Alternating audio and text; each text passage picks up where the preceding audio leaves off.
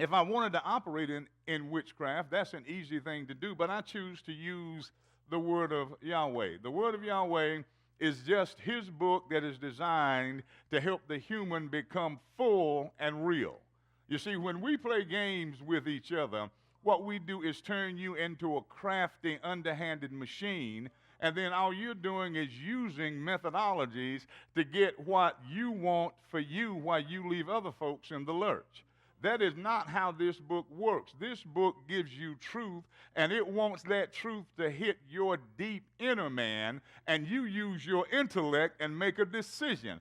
This book is about full development. This book is not about manipulating you into anything. It is about developing you, turning you back to the full human you're supposed to be. And when I'm fully human, that means I recognize other humans, and I also recognize other devils that are in humans and other snakes that are in humans. And I know, okay, this one is not like me. So I need to be different with this one because this one is not following the Word of God. How long do we have to tell you what the Word of God says before you realize that this is not something to play with? How many times does the Lord have to tell me that I should not steal before I realize that that's going to change my inner man? That's going to mess up who I am. That's going to tear my spirit apart, tear my mind up, because now I'm violating a principle that is only for humans. It's not a problem for animals. If a bear comes turn over your trash can and eats, no penalty for that. But if you come break in my house, there's a penalty against you for that. You see, you're not an animal. You are a human. This word is designed to make you fully human, to get you out of all of that twisted stuff you've been caught up in. Now, see, what we got to understand is that this tongue is a little fire, but it sets on, a little member that sets on fire the course of nature. It does stuff and creates problems that we should not have. That's why, now I didn't hear everything my wife said when I walked out, but I'm assuming that her words were kind and nice as far as what she was saying about me, because I'm trying to do kind, nice stuff to her. Now, if I do mean, ugly, nasty, wicked stuff to her, she has nothing to say about me. She's not going to have anything to say because I am not worthy to have anything said about me. So when folks do wicked, ungodly, nasty stuff, you have nothing good to say about them, and all they can do is attract other wicked, nasty folk to them so they can talk about the same stuff. So that's why we've got to understand what it means to come back to being a full human. I want to be fully human. I want to go back to what Adam was before he fell. And Yeshua came to give me that example. So I have nothing negative or destructive to say about anybody. However, I am going to tell the truth about you if you acted like a fool. I'm not going to cover your lunacy. I'm not going to cover your evil. I'm not going to cover that mess, especially when we're trying to go this way and then somebody's messing stuff up so we can't go, and then I'm just going to let it be covered. And I'm going to tell you that's a snake. That's wicked. That's ungodly. That's impure.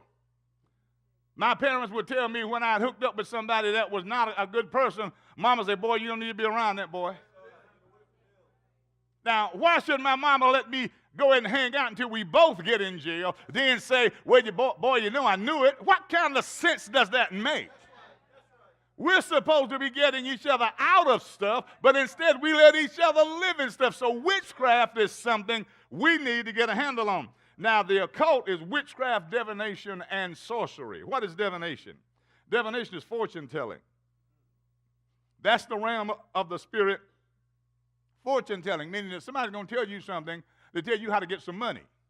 Fortune telling. Telling you how to get some fortune. So when I give you a word and it costs you $1,000, that's fortune telling.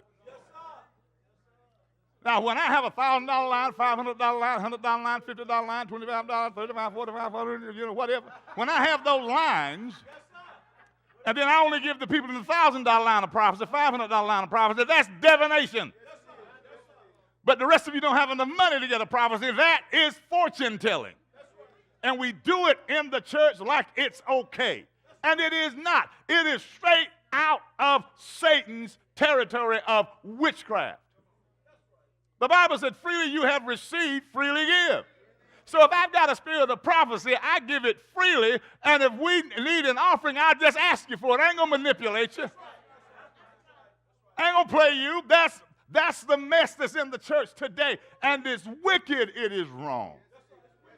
If we've got something we need to do, I tell you, listen, this is what we're doing. And I need you to support us in this. When you do that, God always rewards you back for good causes. He does not bless you in divination. He does not. It only blesses the one that's doing the divining. It does not bless you. You are not going to get it back. You think you are, but then you run home waiting on the mailman to come and bring you this thing that he said. You go out there to the motel because Dr. Buzzard's out there and he gives you the number to play. And you go play the number and win nothing, but he got your $50. You see, that's divination. We do the same thing, and I refuse to do it. I said, well, Lord, if we don't raise enough money to run this place, I just get my Social Security and I go home. Because I'm not going to play that game because somebody's going to pay for that.